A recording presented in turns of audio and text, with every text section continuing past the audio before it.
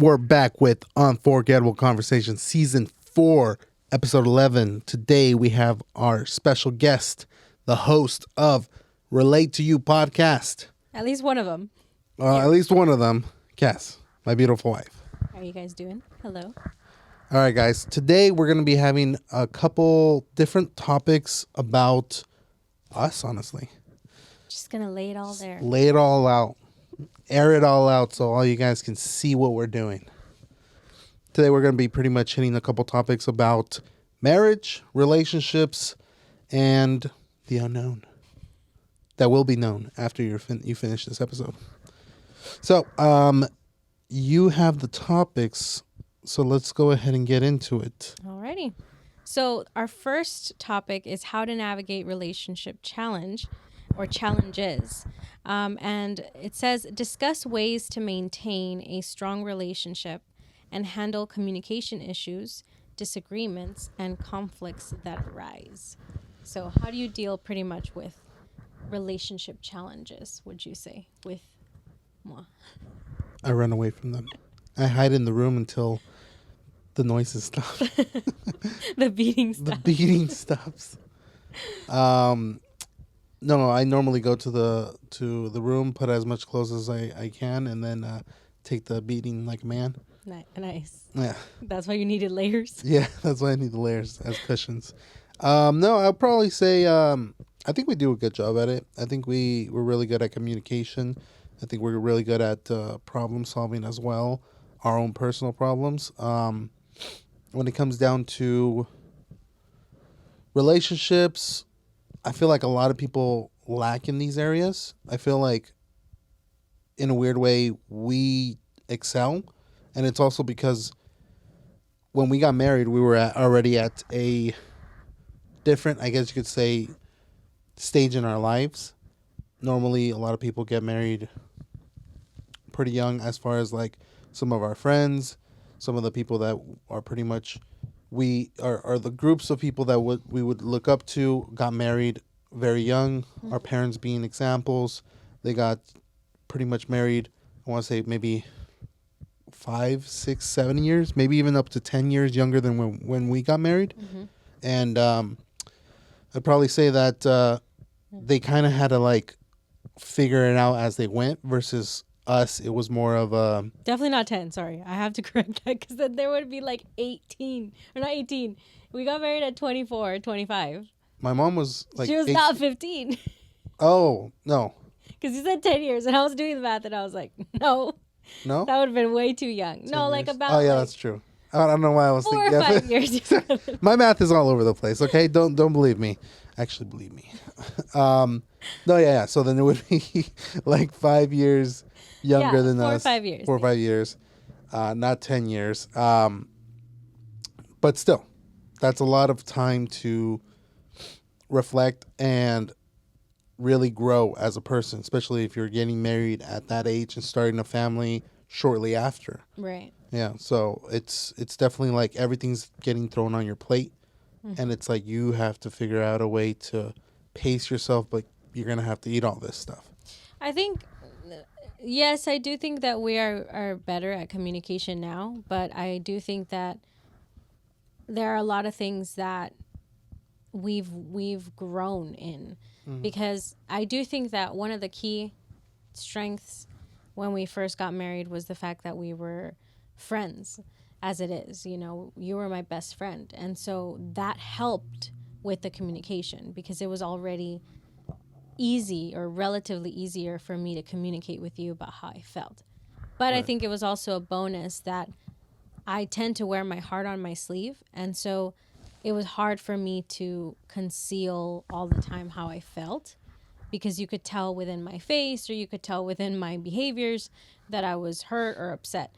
But I would actually say that one of the things that helped us, or helped me at least, is that I started to ask for what I wanted help in, or what I wanted out of the relationship, or anything in general. Because I think that at the beginning, I had a very like childish mindset of like, he's just gonna know. Like, I think that's with everyone though. That's why I think I felt like I was understanding on that side because I feel like a lot of no, I don't think it's just you. I think it's everyone has this idea of marriage is this amazing moment in your life mhm, and it's going to be amazing every step of the way where it's like marriage is amazing but there's hardships that make you grow mhm, that some people don't even think about that. Like they just think like I'm gonna become a better person after this. It's like you definitely are, but you're gonna have to go through some troubles right. before you even get to that spot. So I think that is what people don't really think about. And even myself, I was surprised with it. Well, I think it's because, like, one, I don't think a lot of people marry for the right reasons. I think that's a first.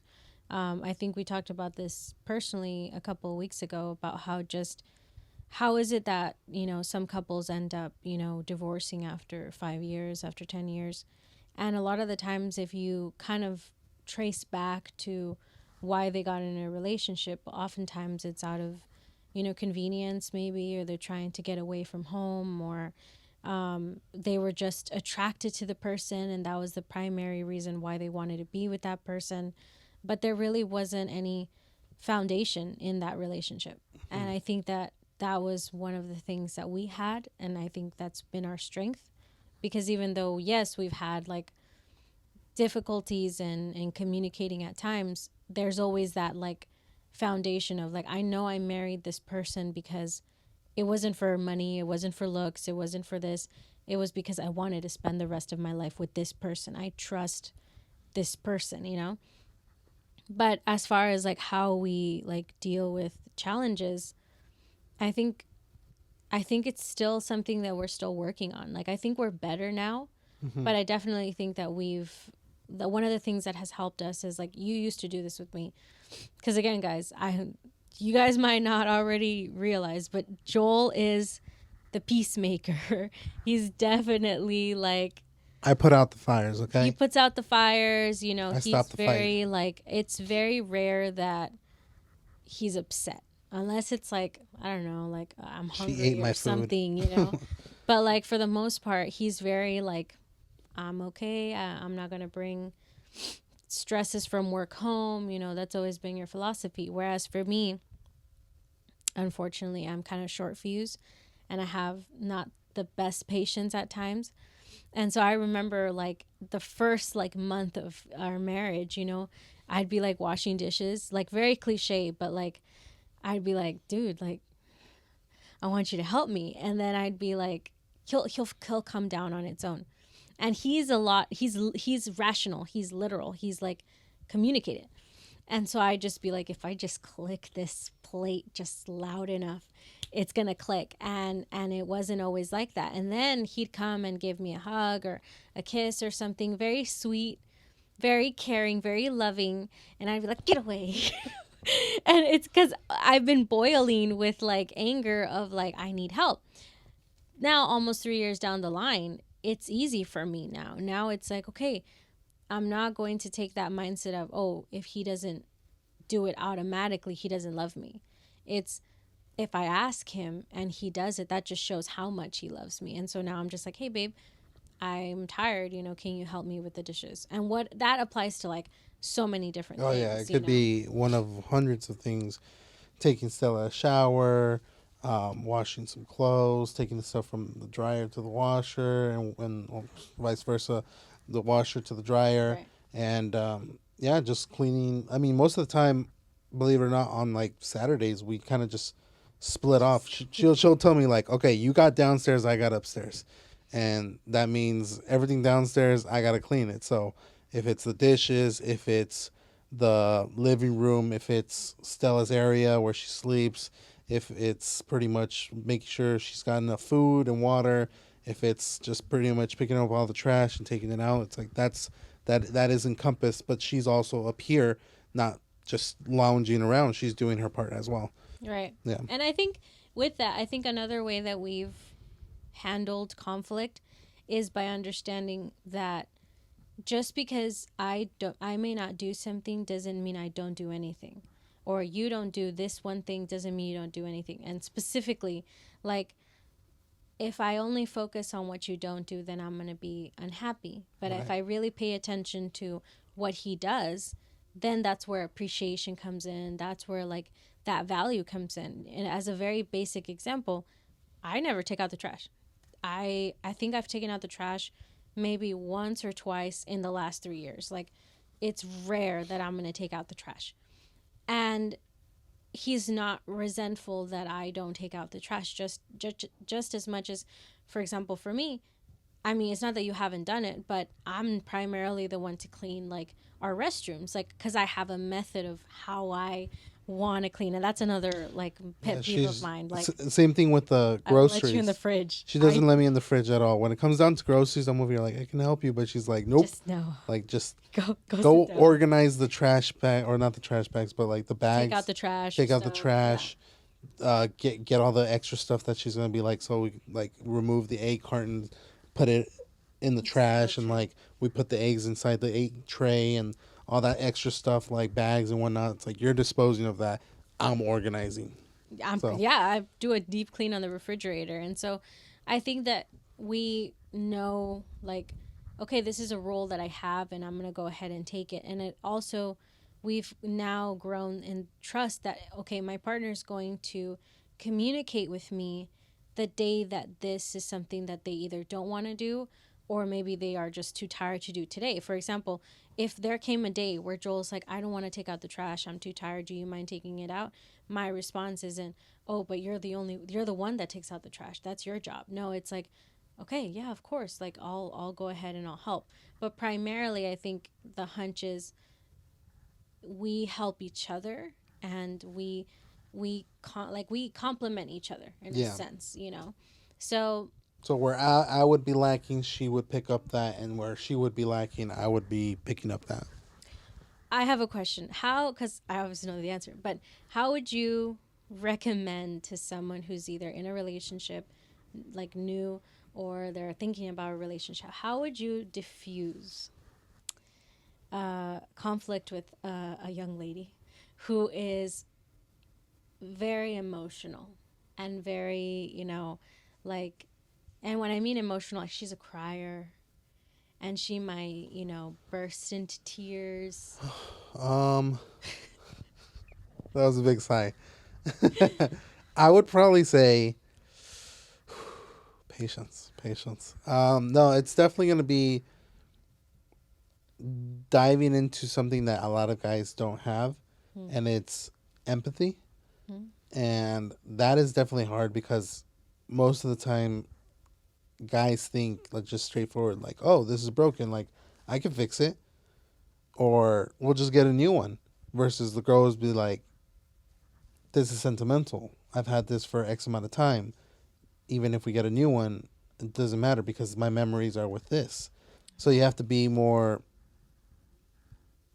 I guess, in touch with your sensitive side and try to be like, okay, I recognize what's going on, I am going to comfort them, tell them that it's going to be okay, maybe suggest to get a new one, Hmm. or bring another point of view, which is their point of view, which would be, look, it was awesome that you had that for that long.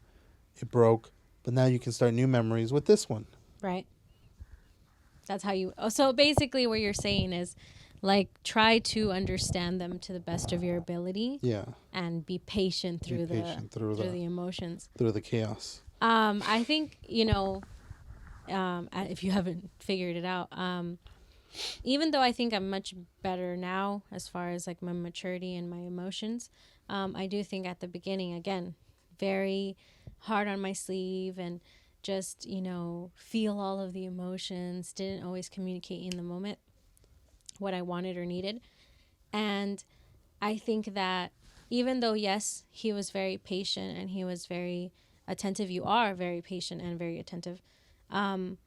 You also had lines, which I think is why I've changed, because for you, it's like, okay, the first time I'm gonna carry you. I'm gonna cater to your emotions. I'll be patient. The second time, okay, yeah, yeah, I'll be there for you. Third time, you can handle this on your own. You're fine.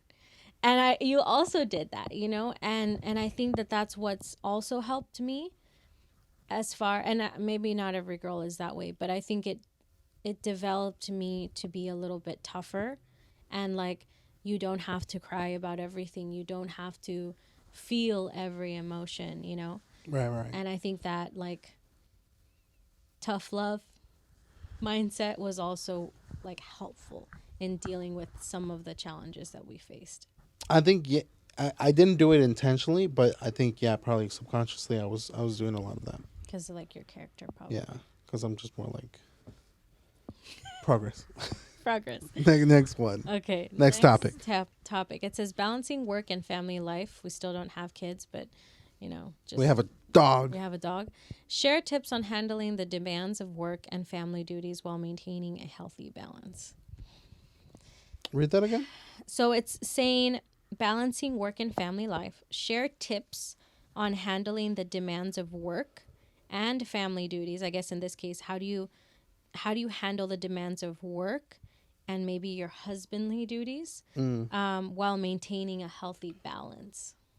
Okay, I'll give my point of view on this. I think, well, when it comes down to work, and you've seen it too, I leave work at work. Unless I'm on call, which sometimes I am on call, that's when I actually do bring work into it. But most of the time, work stays at work. Pretty much when I get home, like, I don't even talk about, I try not to talk about it. I pretty much leave it right at the door. Like, when I come in, it's everything is great. I had a good day. I'll tell you about what happened, but for the most part, it's gonna be short. Like the Like stress. just the like small snippets of it, because I'm not gonna relive it in a way. So definitely leave everything at work, and because that just brings problems into the home. So there's that. And for work and family, or work life and family, for family, I think in a weird way, always have your wife's back. Even if it's your mom, even if it's your sister, even if it's your friend, always have your wife's back, because she's number one. So I think with that, it might be tough, because some people are closer to their parents, some people are closer to their friends, some people are closer to their siblings, but ultimately, coming down to it, you always have your wife's back, and vice versa. You always have your husband's back, and that's going to show a lot, because even if they're wrong, you're going to be there wrong with them. And if it comes out negative, like, you guys can work together with it, not, oh, well, that's on you. Like, then it's going to be like, well, even if I was wrong, like, you weren't there for me, type of deal. So, and life in itself, How do you balance it out? I mean, I think you should definitely do what you love. So, as far as like work in itself, pursue something that you enjoy doing, but then also have your hobbies that are separate. Like for me, I have work, but then I also have the podcast, which I love, I really enjoy, and It's changing you. it's changing me for the better. So definitely Yeah. habits and hobbies that are gonna be for the better.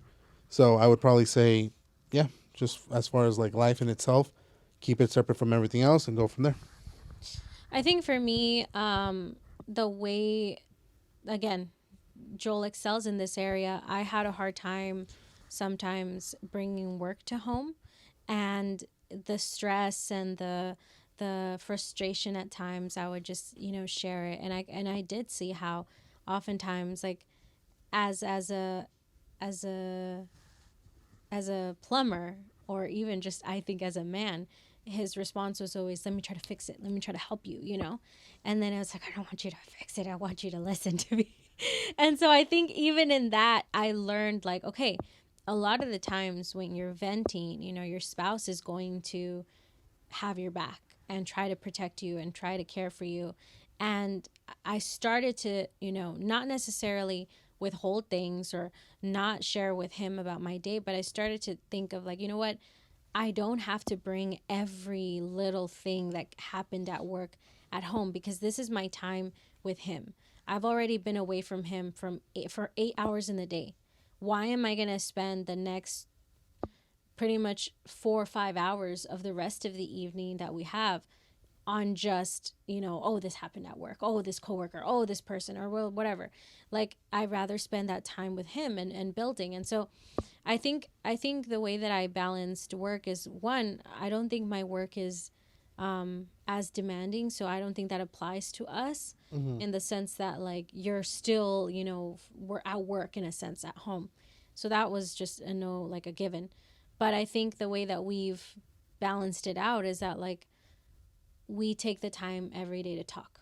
Like, Yeah. we every single day we will have a conversation. Sometimes it's 10 minutes, sometimes it's an hour. Like, we will take a topic and just, yeah, sometimes it starts off with your day. Maybe sometimes it's like, oh, this happened, but other times it's like, hey, what do you think of this? Or like, what's your perspective on that? And we build on that, and that conversation starts to build more and more of our relationship. And so I think that's one. I would also agree with what you said about, like, having a balance, not spending so much time with your family. Not that spending time with your parents and your siblings is a bad thing, but tampoco you're gonna be at your family's house every single day and you're gonna disregard your responsibilities with your spouse. Like, again, priority number one. Same thing with friendships, and same thing with relationships. And I don't think that you and I ever made either family or friends the first priority, that we had like issues there. It was always like, hey, I'm thinking of hanging out with my sister this week. How do you feel about that? And, oh, yeah, of course. Like, And even though it's something as simple as, like, we're never gonna say no. we're never gonna say no. It's just checking It's in. just like checking in. But it sounds like it, like, oh yeah, like, I need permission. It's like, no, all you're doing is just double checking. Like, what if they had planned something, or something with me? Yeah. And so I think checking in, and, like, that's also helped how we've balanced out, what we've done. Yeah. Next one. Next one. It says marriage and money. Ooh, discuss how to handle finances together as a married couple, including budgeting, saving, and investing. That Do you want me one's. to take it? Huh? Do you want me to start that one? Sure. If you want to start it. Well, for us personally, we are Christian, so we believe in the tithe, which pretty much the tithe is 10% of your income that goes to your church. And there has been this blessing in many ways attached to it, that one of the ways that we've organized ourselves financially is that when we make it a priority to put God first, we see that kind of trickle down in our finances. And so, it's not that we're perfect. It's not that we've never been in debt. It's not that we've never overspent, or it's not that what we're saying at all. I'm sure every couple has had moments where they've had financial trouble, or, we overspent on, McDonald's or something, But in a sense, when you maintain that discipline in an area, maybe you don't believe in the tithe, but 10% of my income is always going to go into savings, or 10% of my income is always going to go in emergency savings, what have you. And I learned this from my boss, which is 10% tithe, 10% savings, 10% emergency saving, and 70% is what you live off of. It's not always an exact math for us, because obviously we have made mistakes, but that is primarily the method that we use to do our finances. So we'll save 10% towards our tithe, 10% towards our emergency savings, 10% towards the savings is where we fail, the other savings, and then we'll live off of roughly 70-80%. And that's what we use to pay mortgage, utilities, entertainment, whatever it is. But I also think that we're fairly, I don't want to say frugal, but we don't really spend a lot on clothes. Like, for example, We're not flashy. we're not either. flashy. That's what it is. Like, my clothes are usually from Shein, which, shout out to Shein, sponsor us. And Sponsor them. And a lot of the times, like, our shoes are from Walmart. Like, that might be like, oh my God, but what do you always say? Like, Oh, I always say this, like, I'd rather be rich and look poor than be poor and look rich. Because yeah, like she's saying, a lot of the stuff that we shop where we shop, it's like we've been shopping at the same spot since like the beginning. Like, yeah, we got raises, yeah, we got more money, and money did come in, and we got bonuses and whatnot, and it's still the same. We still shop at the same spots. If I feel super super fancy, I'll go to Target.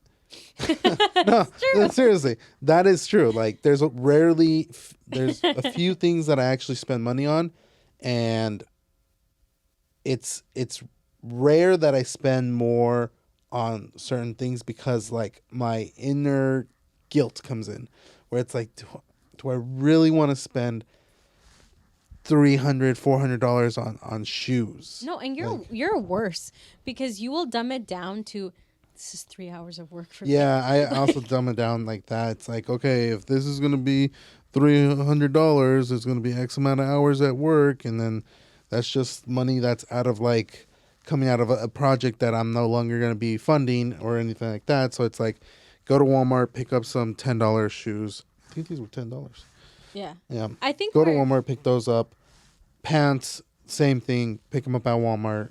Shirt, I mean, this is a Target one, That's so Target. this is fancy. That's fancy, This guys. is fancy. That was like, that should have been like $24.99. So That's probably the most expensive thing. Well, actually, no. No. I mean, there's like obviously like there's few things like the watch. I think I have a deal with myself that I can't spend more than $200 on a watch. That's like the most I'll go up, unless it's a gift. and then unless it's a gift, and this one even was a gift. So yeah, I think where we do, there's two areas where we tend to not be as frugal: trips trips, yeah, and eating out. trips and eating out. When it comes down to like, let's start with the eating out because I feel like that's the most common one. That's the When we want to feel like kings, okay? This is what we always say, and this is why we say kings and queens. So there was a moment where I realized back in the day, kings would get food brought to them, to their throne, and to think that back then they had that convenience because they had money. So technically nowadays with Uber Eats and Grubhub, we are the kings we're and queens. exposed. Yeah. So when it comes down to like, if we're like super craving something, like, okay, let's order it. And it's like before, back in the day, it's like, okay, let's go pick it up. But now it's like, we got the money to like spend, like just have T-Pan Steakhouse delivered to the house. That's Joel's favorite.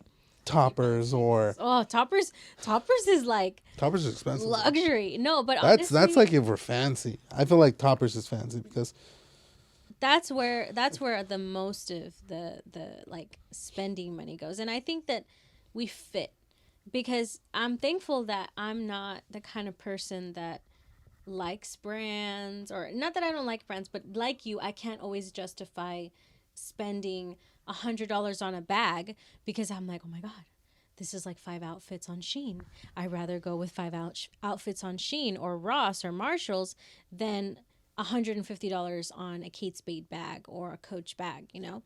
And so in a sense, I feel like better for him because we both complement, or we both helped each other kind of like, okay, well, you're not like that and I'm not like that. So it's okay that we both agree on that. But I think if I was like, no, I want to spend $150 on Shein and you're the way that you are, maybe that would have been like a conflict. yeah. But like you said, we're not like that. Like, I don't think I even have any pair of Nikes, which I feel like every guy has like a collection, a wall of Nikes. But then again, I did end up spending a lot of money on like the podcast itself. So we dump a lot of money on here. We dump a lot of money in other areas like our mortgage, our car, different areas where it actually needs to go, and not so much on the areas that we don't really need it. Right. So same thing with trips. Trips is another big one. Trips is the biggest one because of the fact that when we go out, We go big or go we home. go big or we go home. It's like, let's just stay home. If we're what's the saying that we always say? I'm lost. El que puede. El que puede, puede, y el que no, no. If whoever can go on a trip should go on a trip, and go on a trip, And if you can't go on a trip, don't go on a trip. And So I think that's also where our like joy comes in. We both enjoy going to new places. We yeah, both rather save up every penny throughout the year. And then it's like October comes around and it's where are we massive going? You know, trip. like we're gonna go on a trip. Like last year we went to Greece, we went to Italy, we went to France, and we went to England, and that was like the best like experience as far as like trips that we've taken so far. Like I love traveling. I enjoy It's like like it's going it's somewhere. addicting. And again, everyone's different because some people are homebodies. Like I have family members of mine that are homebodies, and then that works for you. They spend their money in other areas. Like Hmm. this is what we enjoy doing. But for us, it's like it's the trip. It's the like I kid you not. Until we went to Europe, I'm like, I can't believe that it's real until I step and I see the Europe, you know, because like you hear about it and I'm like, Yeah, is it really there? And then one of the most surreal like parts for me was the Trevi Fountain because I had seen it on Instagram so much. I had seen so many reels or TikToks about it. And I remember that as we were walking, there was like this wall that was like covering, and the more that you walked, the more the wall like moved in a sense or was getting further away. And you see the Trevi Fountain it like just just starts getting bigger appearing and and bigger. bigger, bigger. And that was like, whoa, like it's real, like it's there, you know. And I think that is like, oh man, this is worth it. This Yeah, is so worth, you know, throughout the year not spending because I got to see that. But again, like I said, like the way I think that we balance it is in that math problem that I just gave you and checking up on each other. We're always like, unless it's more than $50, then we check on each other. Like we'll be like, oh hey, you know, what do you think about this? You know, do you think we should spend this? yeah. Because we have a shared account, so it's like when we got married, my money's your money. So it doesn't matter if someone makes more money, someone makes less money. It's It doesn't different matter. for every It's couple. We understand that. yeah, and it's different for every couple. Some people prefer to have separate accounts. Some people have a joint account but separate accounts still with their like savings or whatnot. For us, it's everything's in the pot. And yeah, like you were saying, when it comes down to something as far as an expense that people want to spend money on, like there's nothing wrong with spending money on like some pair of shoes, Gucci bag, a Coach bag, a Supreme sweater or whatever. It's like a super expensive watch. Sure, by all means, go for it. If that's your thing, do it. Would I do it? No, I prefer spending on my money on the flight for the next trip or the hotel or Anniversary. anniversary where we're gonna be booking something or something like that. So it's it's Apples and some oranges. yeah, it's apples and oranges, and you have to really decide like what's more important to you. Is those Nikes, that Kate Spade purse more important to you? That luxury car, or is regular shoes from Walmart, but possibly going to Europe, possibly going to New York, hit in Hawaii? It's like that. It just depends on what you're okay with. And honestly, I don't think there's anything wrong with someone who's like, I don't care about traveling. I care about, you know, branded items or Yeah, expensive items. I think for me, it's like, as long as it's within your means, you know, that like too. don't, don't do something that you're going to put yourself in a position that now you're like, I don't know what I'm going to do with the finances. And like, again, we're not coming off from a point of like, oh, we know. We're coming from a point of like, we've been there. Like, we have overspent. We have like been in a position where like, oh man, like we did it too much because we just spent too much.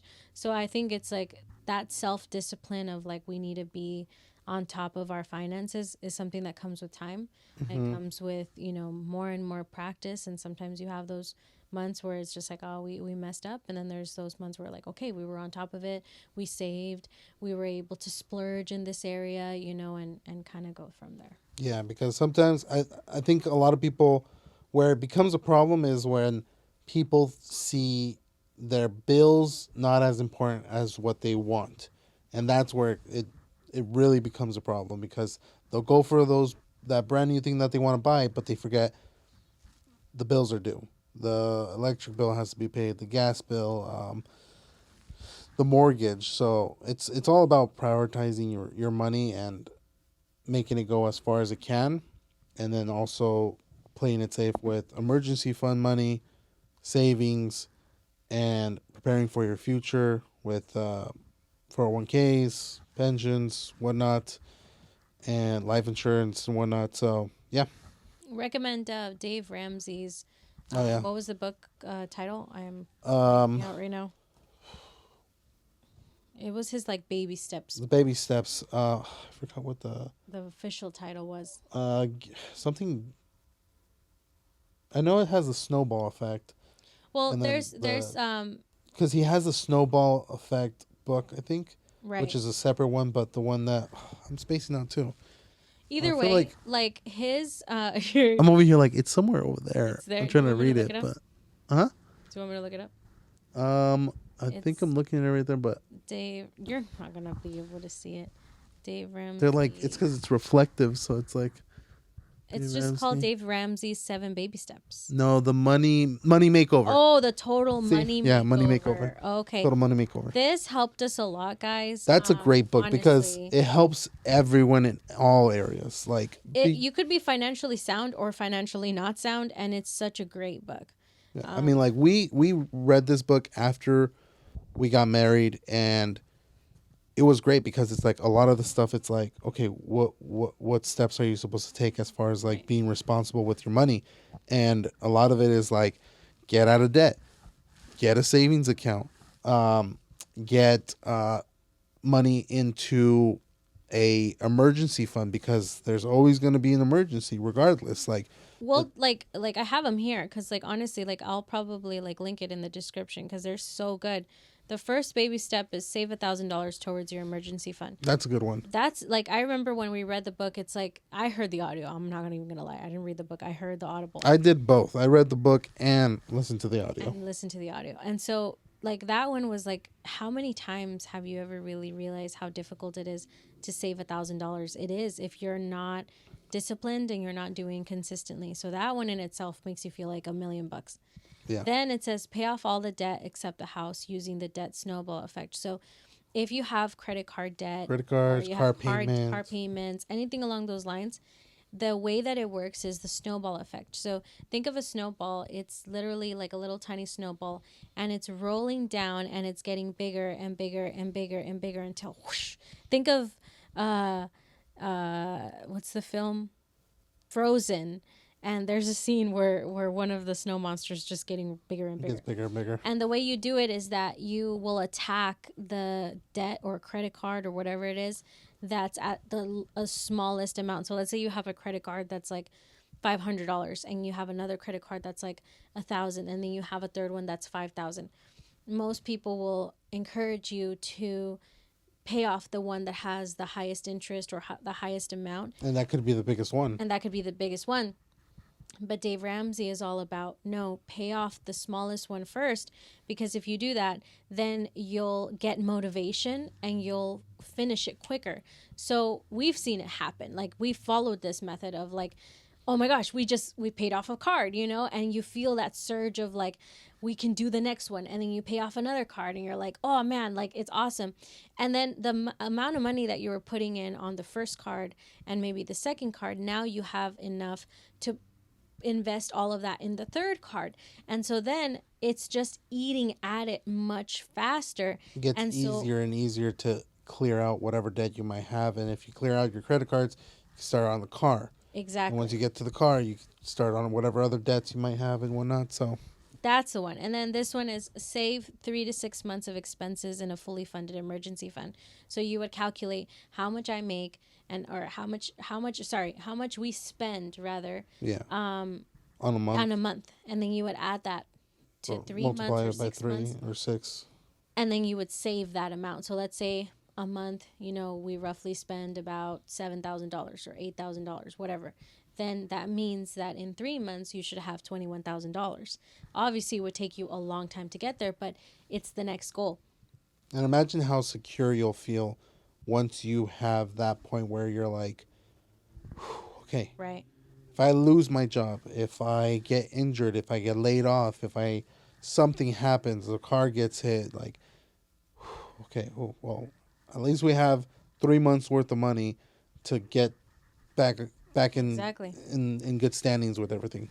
And then there's invest 15% of your household income in retirement. We're definitely not there yet. Save for your children's college fund. We're not there yet. Pay off your home early. We're not there yet. And then eventually build wealth and give, you know. And so this is something that we're still following, that we're still applying. It's definitely a You know, lifelong. it's not something I you're going mean, to do. yeah, Like, even if you finished it, even if you got to the point where build you wealth and built give. wealth, it's like you're still going to be going back to it and doing it over and over again because you want to continue on. Right. It's a So- life. It's a lifestyle, I guess you could say. Definitely recommend that. But Definitely. Dave Ramsey, if you want to sponsor us. Anyways, okay. I actually gave that book to a lot of people at Christmas. You I did. bought so many copies. I was like, this book's amazing, and I just was like, you're gonna have one. You're gonna have one. I'm gonna have my own personal copy. You're gonna have one. You're gonna have one. There you go. Such a great book, though. So the next one is healthy habits and wellness. Talk about ways to stay physically and emotionally healthy. Can you guess which one we struggle with? The And then- emotions. and connected as a couple, including exercising together and practicing self-care. So, how do we stay happy and healthy and emotionally sound, babe? Uber Eats. Okay, so I feel like we go through seasons of this because we'll go through a season of like we'll be going to the gym or we'll be going doing something like we did Orange Theory for a long time. But We Orange loved Theory's Orange super- Theory, but it was expensive, Super expensive. super expensive, and we were just like, I mean, we're still not at that point where we could just be hashing out an extra, what three something a It was month, like 300, 100. like $300 every single month just on the gym on top of mortgage and other bills. So we're like, okay, well, let's see if we can do something else. Then we go through like a season of like nothing, and then we get onto other things. So slowly here and there, we do get back on like the challenge that we're doing. We get on certain like, I guess you could say, workouts, and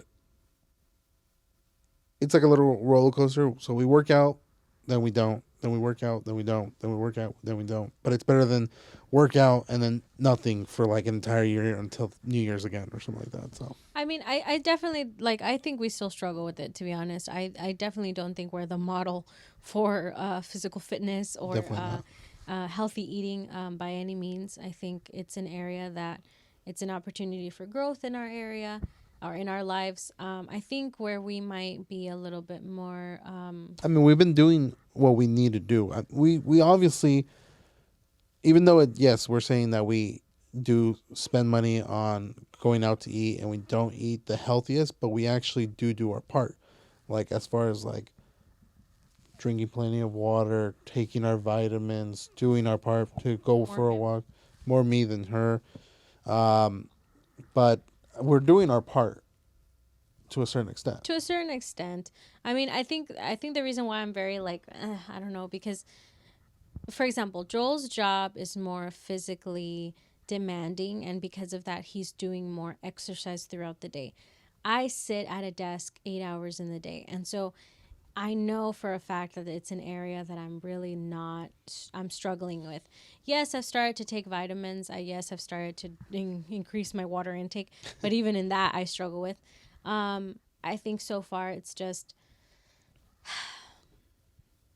okay, this is going to sound so bad, but my little wins are like when I'm not hungry, like in the morning, I take advantage and I'm just like, you know what? I'm just going to eat like, oatmeal, and that's all I'm going to eat because I'm not really hungry. So I take advantage of okay, I those see what you moments mean. where I'm not hungry. And then same thing with lunch. Like, I'm not really feeling that big, craving. So I'm just going to eat very little bit because I caught myself that sometimes I just eat because I'm bored. So I think we've all done that. started We to get a bag of catch chips. myself, and I was like, you know what? Like, if you're not hungry, no comas. Like, don't eat anything. Like, that's how you gain weight because you're just eating. You're just like, I need to have something. Like, I'm munching on something. So those are like little wins for me of like, okay, I only ate today when I was hungry, like officially Right, right. hungry. But I think you And you also you also try to implicate healthy stuff into our foods too, I because try, you but throw I'm in not. vegetables, you throw in Yes. fruits, Yes. you throw in multiple times. She's forced me to drink her shakes. Not saying that they're bad, but I'm just saying I'm forced to drink them. Right, right. But like same thing with like we we help each other out. So like if I'm gonna be going out for a run, I'll normally tell you like let's just go. Hmm. And then same thing with the vitamins that we've been taking. Like we do our research, we try to like implicate as much of it as possible. And it's not like that we're not healthy. I don't want to say that we're unhealthy, but we're not healthy. We're not there yet. Hmm. We're definitely like maybe 2/4 of the way there, but we're definitely not there because I mean, perfect example. How many miles did you do that one day where we went out this past weekend? Solid 3. Oh yeah, I did 3 miles. Yeah. And That's then right. like there's The last time I there's did. moments where it's like I'll go out and I'll bust half a marathon just for fun. It'll be painful, but I just do it just to prove that I'm actually not there. Hmm. And you've done your blood work. Everything's been good. I've done my blood work as well. Surprisingly, okay, Everything's it's gonna good. sound messed up, dude. I know it's gonna sound messed up, but like every time he comes back with his physical, I'm always expecting like, man, like I love you, babe. I know I love you, but like high blood pressure, diabetes or something. And every time he's as healthy as a horse. I'm as healthy as a He's horse. literally just like, and then I know it's because of his job because it's physically extraneous, but like, Okay. I look heavy, but I'm also heavy. I'm gonna say it. I'm 300 pounds, but this is the thing. I'm tall. right, yeah. I'm tall, I mean, you're and thinnest. people don't believe me Your that I'm thinnest was 300 what, pounds. 250 or 200, 230? I mean, in high school I was 250. To high And then school, he I was was 250. thin. Yeah. But the other thing is, when it comes down to physical exertion, I can easily do it. You can keep up, which is surprising. I can easily keep up. Like if I go to the gym, not going to the gym recently, or I haven't gone to the gym at all, and then I end up going to the gym, I could still do the same reps that I did before. If I decide tomorrow, like how I did that one day, just woke up and I was like, I'm gonna wake up at 5 in the morning today. I'm gonna go for 13-mile run. Did it for like what was it, 4 hours, 3 hours later, came back, knocked that out of the park, and then you ended up joining me for another. Hater. You joined me for like what, 10, 11 miles? Something like that? I think it was Yeah. 11. So, I mean, to think that you can go from 0 to 100 and be fine, I mean, yes. and you can't really say, like, oh, I died after 2 miles. I It's like, agree and I disagree with you because I think I don't think you should do it. What's more valuable is consistency. And yeah, what's more definitely valuable consistency is more is valuable. discipline. And that's something that, like, to me, it's like I would rather just walk a mile every single day and be consistent in that, and with no fail I'm doing that, as opposed to I woke up one day and I did 11 miles, because then I start to feel like, oh, then I don't have to do anything because I did so much. So definitely I would say that that's an area in our wellness category that we definitely struggle. However, this also had something to do with emotional The emotional wellness. part. And I think that is so far have been a better strength because of our faith. Want to elaborate? We're Christians. Enough said. Enough said. As far as like, describe emotional Wellness? wellness. Well, Like, I think what even like, I don't understand what that is. okay, so Exactly. basically I'm not saying that. Like I'm thinking mental, but I don't know if that's what it is mental health, but it's like, for example, like, how I struggle with anxiety, right? Right. And so it's yes, we all struggle with something, whether it's depression, whether it's anxiety, whether it's just you happen to be on the extremes, you're overly happy and then you're overly negative, or something. Emotionally well people or sound people are people who, despite of the fact that they struggle with something, they can handle a constant of the emotions. So even though, yes, there are days that I might struggle with anxiety, I come back to the constant of it, of like, okay, I'm not going to allow myself to struggle with this every single day, because I need to overcome this. So for me personally, in the things that I have done to overcome anxiety, because that's the one thing that has affected me emotionally, I have Googled on ways to overcome anxiety without using medication. So number one, a lot of it has to do with exercise, healthy diet, drinking water, and mindfulness, meditation, or prayer. And so those a lot of it tells you, okay, a lot of the times why you feel what you feel is because you're not healthy, you're not eating the foods that are making you feel energetic, and so sometimes you feel sluggish, you don't want to go outside, and then when you incorporate, some other articles even encourage journaling, and that's something that I have done. I've watched preachings about how to like overcome anxiety. And so for me personally, things that have just worked is sometimes, yeah, I go for a walk. Sometimes I write, I call it my God box. So I'll write, how I'm feeling, and I'll put it in my God box. And in a sense, I'm putting my prayers in this place where I'm like, I may feel this way, but I'm going to go ahead and put it there so that God, I'm telling myself, like, in a sense, God is taking care of whatever it is I'm going through. Prayer, definitely, I've communicated with my husband about it, that's helped me. And so that's what's allowed me to kind of come back to a constant state of, consistency with my emotions, in a sense. What would you say has helped you to not be on the extremes of the emotions? Well, I'd probably say that some of you niñas need to stop getting so emotional because This is man I married, guys. because you guys are too emotional. Like, okay, the only emotion that should be going through you is either happiness, joy, or just straight up rage. um, I don't think. I think people overthink certain things Yeah, of sometimes. course. Of I think course. some people think like, oh, like certain things happen to them, and yes, certain things happen. Like bad things happen to a lot of people on a daily basis, but it's the way you see it, because there's a lot of times where someone's mean to you, someone does something, you get into a car accident, someone passes away. Like ultimately, at the end of the day, it's gonna be the way you see it. And I used to say this all the time, like, what's the bright side in it? Mm-hmm. What is the bright side? You can always find a bright side, even in the worst situation. You can find a bright side. I don't think I've ever ran into a situation in my life that I haven't found a bright side in it. This is true. And then I've asked him these questions like, what's the bright side if I died? What's your answer? I lived a happy life with you. That's his bright side. You can't get him to. There's no downside, or there's a downside. It's just there's always a bright side in every situation. And I think that's why I myself, I don't think I really go through those periods of like You don't. sadness or depression or anxiety, because at the same time it's like in my head But you did, and that's the thing. Like you did go through that early on. So what happened that when did I clicked? go through this When you were earlier? in middle school, remember? And you Oh, switched okay. it.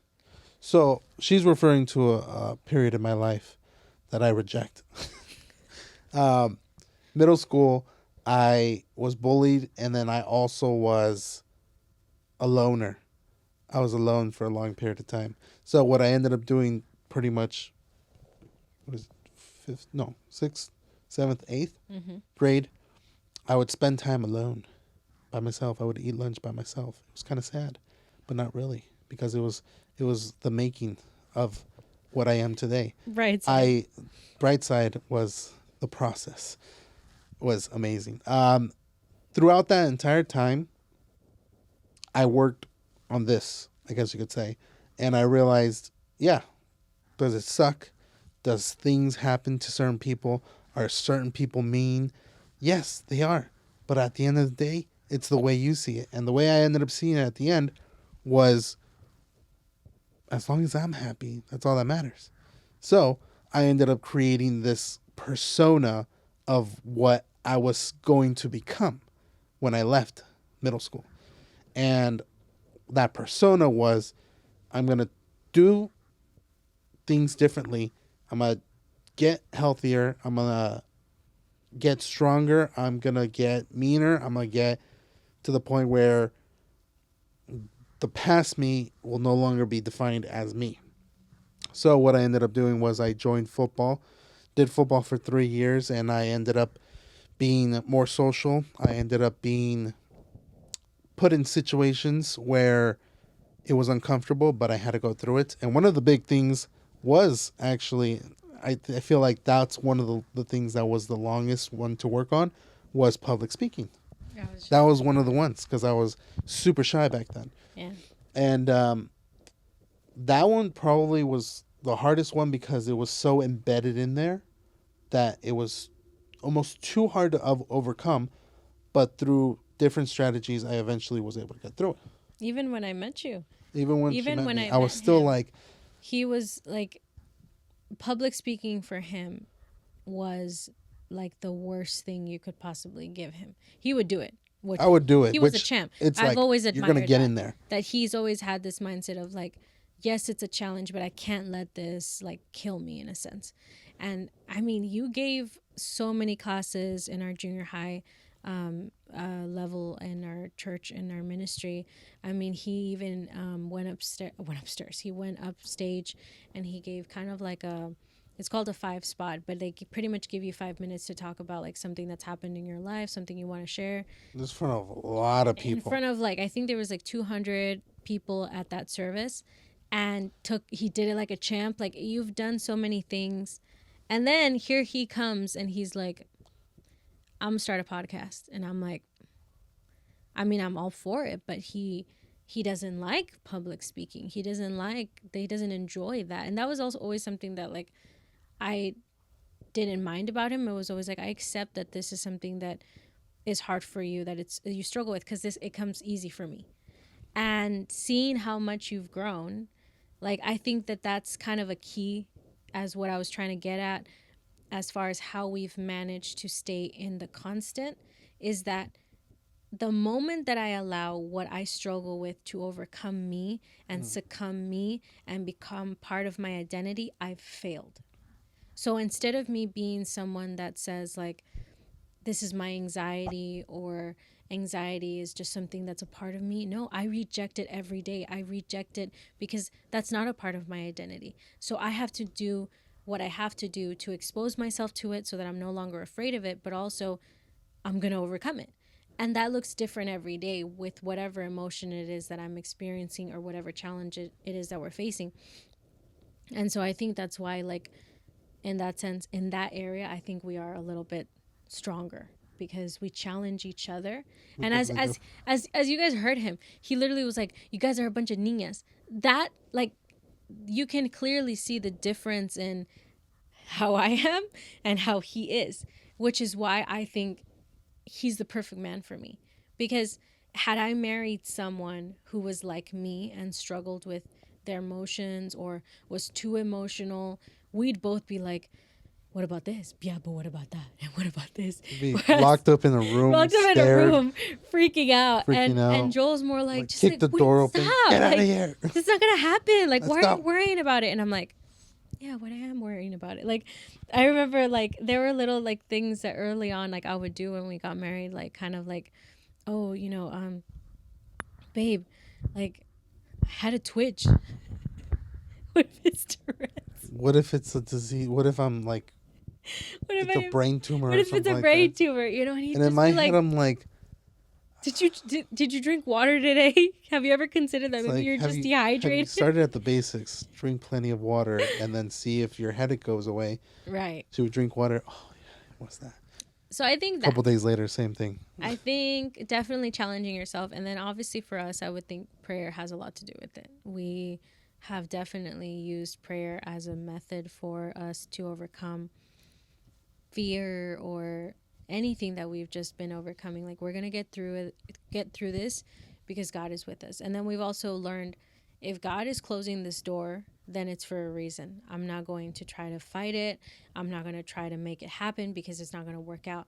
If God didn't open the door, then that's it. Yeah. So ultimately, I'd say just try to put yourself in an uncomfortable situation. That's what I did. Even with like when I was growing up, there was times where I was afraid of the dark. And to overcome it, I found the darkest area I could go to, which was my room with the lights off and in the closet. And I went in there and I sat in there. And even though I was afraid, I sat through and I started just kind of like listening. And you can start realizing, oh, it's just a closet. Oh, I can hear my parents in their room from this point, because it's like, oh, there's just like clothes that muffle the noises. Oh, look, you can hear the wind from the outside. Oh, like the room that originally I was scared of, you can actually see the inside because it's darker in here. So now you go out there and you're no longer scared because you've overcame it. And it's definitely hard because you're that saying, callousing your mind. You're getting comfortable being uncomfortable. And what you want to do throughout your life is keep going, keep getting uncomfortable in so much that it now changes you. Yeah. So especially emotionally, with some people getting kind of like almost encouraged to, oh yes, this is a feeling that you have to be in, like you have to go through this to overcome it. It's like, yes, you have to go through it to overcome it, but like if you're gonna go through it, don't just dabble around, don't beat around the bush, get straight in there, face your fears, and then see what comes out on the other side, because I can guarantee you it's not going to be the same thing that went in. Right. Right. So, I think we're about to hit that. Yeah, We have one last topic. All right, what's the last one? It's romance and intimacy, and it's discuss ways to keep the romance and intimacy alive in a long-term relationship, including exploring new experiences and cultivating emotional closeness. How do we keep the spark? Well, I think it goes back to communication. I think we both see certain things that like we enjoy, and I feel like a lot of people, they see certain things online as far as like, oh, I wish I had what they had. Mm-hmm. And it's like, but you can. What you're seeing is just, oh, he wrote me a letter. Oh, he brought me flowers to work. Oh, he thought about me and he got me chocolates, or he gave me this bouquet, or he did this, or vice versa for the guys. Like, oh, she decided to come to a basketball game, a football game. Oh, she's willing to play video games with me. Oh, she's willing to go do this one thing that I prefer over watching a rom-com movie or something like that. It's like, this is all possible. It's not something that's fantasy, or I wish my girlfriend or wife could do this. I wish my husband or boyfriend could do this. Like, no. There's a simple way of doing it. Hey, babe, would you mind ever like buying me flowers on a random day in the future? There you go. Yeah. You know what? I'm going to go put it on my calendar because I'm going to talk to the flower guy. It's going to be on a random date that you're not going to know about, but it's still going to surprise you. Right. Or, hey, I know you don't really like watching action movies, but this John Wick Chapter 4 is going to come out. Like, do you want to go watch it with me? Or can I go watch it? Or, yeah. Right. So it's like, it's as simple as asking and receiving. He who knocks on the door will be opened. Use scripture for that. Oh my gosh. I think to kind of start to close everything off, to reiterate, Joel and I are not the best couple out there. We don't have all the answers. We're just perfect. Marriage or anything. Like, obviously we're still really early in our marriage. This is just things that so far have worked for us. and apply it, and don't use it if you don't want. It's fine. But I think one of the areas that, yeah, like he said, that has helped us be close and be romantic in a sense is, for example, for me, as someone who's more like, I have more like the Disney fairy tale expectation in relationships at times. At the beginning, like I said, I had the habit of just expecting it to happen. But over time, I started to voice it, and I started to communicate, and I started to say, hey, I would appreciate that, or I would appreciate this. And I realized how romantic he is. It just took me getting past that and just voicing that. For example, like some people might call it super cheesy, but to me, it meant so much that he didn't care, that it meant a lot for us to dance in Europe in every like big, kind of like landmark over there. And I just wanted to like create a video where we were going to dance. No, we're not like the best dancers, but to me it's like I want a video of us just dancing around to a song that's like really nice. And he was always down. Like he was never like, I don't want to do that, or no, it was always like, okay, it means something to you, let's do it. And even though his family was just like, oh my gosh, like they're not dancing to any music. they're not even just dancing to any music, because we couldn't hear anything, we're just dancing to anything, whatever was playing in our heads. And there's people passing by and stuff, and even internally for me, it's like, oh wow, like we're doing this.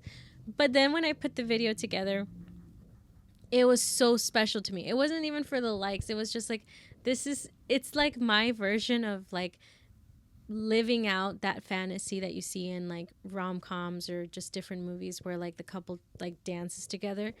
And like he did that. So I think that yes, 100%, it's for us, it's always been just communication. It's just been voicing, and then I would even go as far as like knowing what your love language. Like we did the test again recently, and I found out that Joel's love language went from physical touch to acts of service. Now that's his primary love language. And I was like, oh wow, now I know that for him it's important, like what I show him and what I do. So yeah, that's pretty much it.